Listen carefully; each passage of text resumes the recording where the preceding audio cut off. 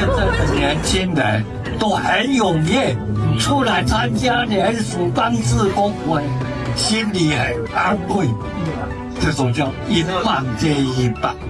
大家好，我是花莲新住民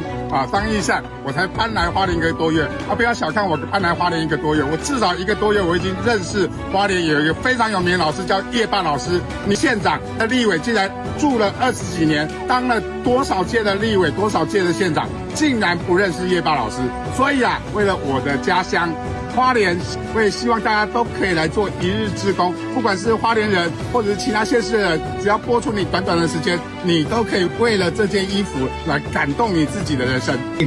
希望大家出力，出力